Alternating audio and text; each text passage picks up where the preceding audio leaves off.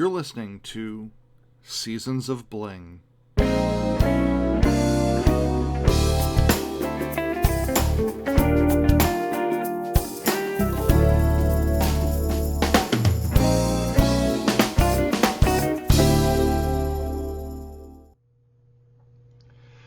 Hello everyone, and welcome to another episode of the Seasons of Bling podcast. I'm Bill Mason from Holidays Lane, and thanks for joining. If this is the first time you've come across my podcast, just sit back, listen. You can play it while you're crafting. There's nothing you're really going to have to see on the screen. You can certainly watch if you want to, but this is meant to be just a conversation, me sharing some of my thoughts and insights about holiday decorating with you. So just kick back and relax, like I said. Now, I'm recording this a couple days after Christmas, and when are you taking down your Christmas decor? If you have a real tree, a lot of times you want to, once the pine needles start falling, that's when you want to take down the real tree. If it stops drinking water, of course, then it becomes dangerous. But if you have an artificial tree, you certainly have more time to keep that one up. Now, some people keep their decorations up through the new year. Some people keep it up through Epiphany on January 6th. But once you do take down the decorations, there are certainly a lot of mixed feelings and emotions that come with that. You could be on any end of the spectrum. Some people absolutely love it. It could be that they've been up for several months and they're just tired of it. It could be that they feel like they get a lot more space in their homes once all of the decor is gone. Maybe they go through and do a bit of cleaning, so everything is spick and span clean. Some people absolutely hate it. They feel depressed when all of those pretty sparkly things aren't around anymore and you can't sit in the living room. Maybe a crackling fire if you're super lucky, or just turn on the Christmas tree lights and just sit and relax and take it all in. So let me know which of those you are in the comments. Are you somebody who looks forward to taking down the decorations, or are you the kind of person who kind of bums them out a little bit and they're not exactly excited about it? I just want to throw this out to you. What about keeping your tree up all year round and just changing out the decorations? So I know that I have a blog. It is listed in the description of the video. And on that blog, I have an article that goes over the entire year, and it gives you different ideas for things that you can do to trade out the decor on your artificial tree to just go along with the seasons. Of course, my company, Holidays Lane, we have our ornaments and decor available all year round. So if you want to order and get a Christmas ornament in April, I got you covered. If you want a Halloween ornament in July, got you covered. If you want Easter eggs in November, also got you covered. So any of the major holidays I have available all year round, and of course, bigger selection closer to each of the actual holidays, but I make things for all seasons sort of all year round too. And when something's finished, I just put it back up on the sites. They are listed in the description of the video as well if you're interested in any kind of holiday decor. The two I'm going to talk about in this podcast, though, are going to be things that you could do in January and February. So number one option is Winter Wonderland.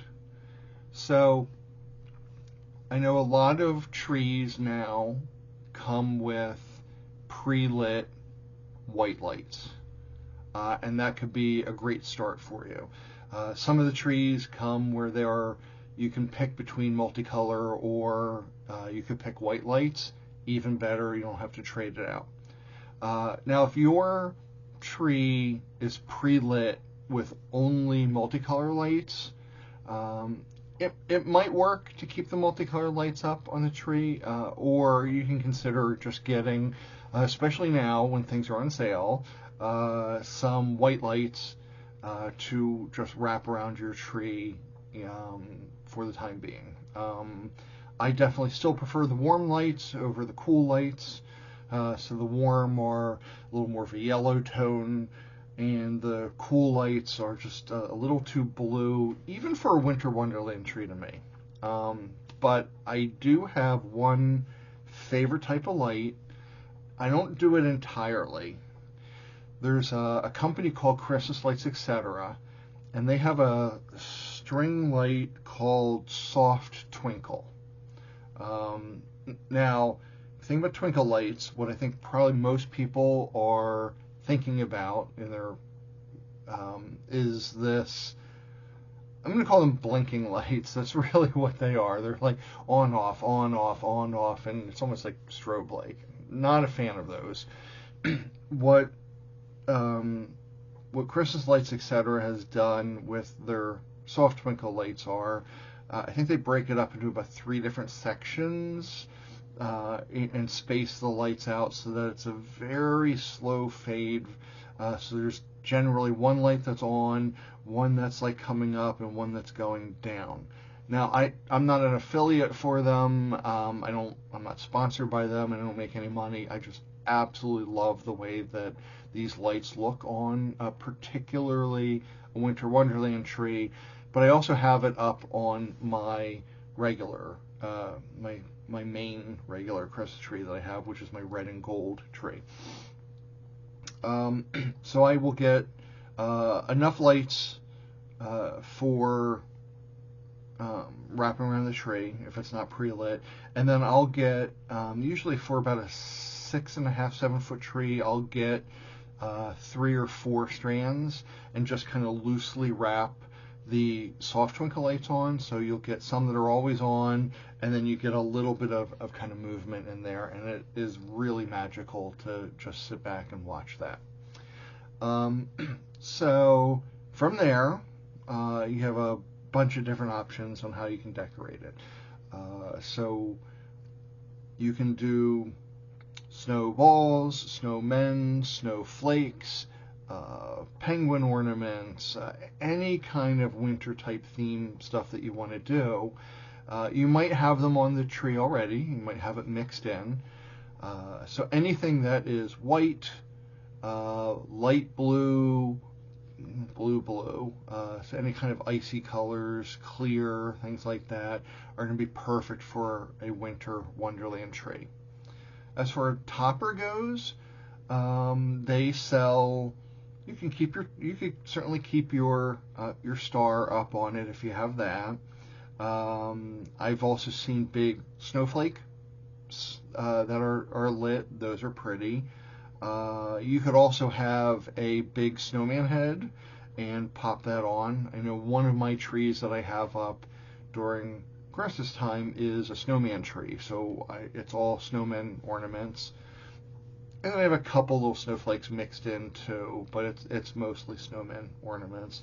And I do have that big snowman head as my topper for that one. On the bottom of it, you could get certainly anything white. There are snowflake tree skirts. There are white tree collars that they have this year. You can get a white faux fur. That's really pretty, and it feels very luxurious.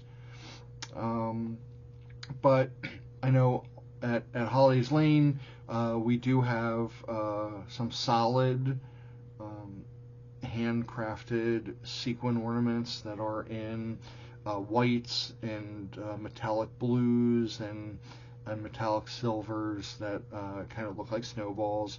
And then I do have a bunch of snowy themed ornaments as well that are available. So that's a great way of keeping your Christmas tree up a little bit longer and having a really fun additional theme available to you. And depending on the types of ornaments that you have already, that could be a really easy swap out for you. Or it could be fun to start brand new and get a whole different set of ornaments and another color palette. So that's option number one for you. Now, if you are going to keep your tree up a little bit later for Christmas, then you might not want to flip to a Winter Wonderland tree quite yet. So when you are ready to do it, the next big holiday in February is Valentine's Day, and that's another fun way of changing out your tree. So for Valentine's Day tree, obviously reds, pinks, golds are going to be your color themes there. Again, if you have a multicolor tree only, you might want to get some white lights or red lights, or really a combination of both of them. You can have white and red. Because they do make strings that are only red lights or only pink lights that are available. Back to that company, Christmas Lights, etc. Part of the reason why I like them is they do have the solid color lights that are available all year round, but they're a little more commercial grade. I mean, I have sets that have lasted 15 years and they're still going strong, versus some of the cheaper stuff that you get at big box stores that might last a season or two.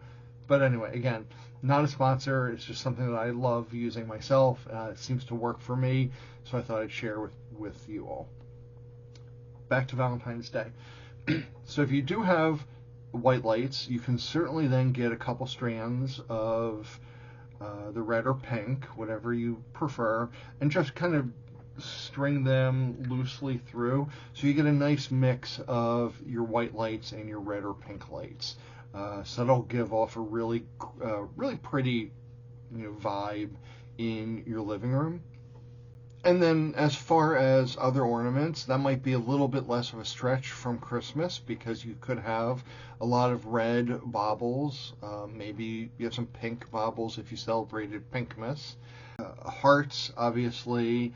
The other thing you could do are handcrafted heart ornaments, especially good if you have young kids. You just get red construction paper, they fold it over and you make the heart shape, and maybe you do some cutouts, or they could do some drawings on it. That's really nice to have hanging on the tree, and the kids get to participate in it. At Holidays Lane, we do have a bunch of solid color ornaments. I have a bunch of different varieties or shades of pinks. I have red ornaments. And then I have a bunch of specific Valentine's Day ones that have either heart ribbons in it, or maybe a cute little heart topper or a red topper, still keeping with my traditional design aesthetic of being super sparkly, but having that Valentine's flair to it. Depending on the tree skirt that you have already, you can go back to that red again, maybe a solid red. I know that they have a lot of times a red velour. You could do a pink one. You can get ones that are embroidered with hearts. So many opportunities, if you look for it, that are actually available and out there. But that would take you up through the end of February. As far as a topper goes, I don't know if I've seen any commercially available big hearts or anything like that, but you could get fake roses and then put them around the top of it, so it almost looks like a floral bouquet at the top of your Valentine's Day tree. You could do mostly red, pop in a couple pinks, maybe a couple whites, just to give it a little extra color and dimension. That could be a fun way, different way of having a Christmas tree. Keep calling it a Christmas tree, but I think no matter what decor you have on it, when you say Christmas tree, everybody thinks about the shape and what it is that you're doing. All right, so that's what I wanted to go over and share with you all today. So let me know if this has inspired you to do a different kind of tree this year in the comments. I'd love to hear it. Let me know how you feel about taking down your Christmas decorations. Are you excited or bummed out about it? And check out the blog. The description, or the link to it, is in the description of the video, so you could read a little more in depth about each of the Winter Wonderland or the Valentine's Day tree, or the article giving you ideas, so you could plan out your entire year of keeping that tree up and keeping the decor going all year round. So thank you very much for listening, and remember, at Holidays Lane, every day is a holiday. Head on over to holidayslane.com. That's holidays with an S, where every day is a holiday.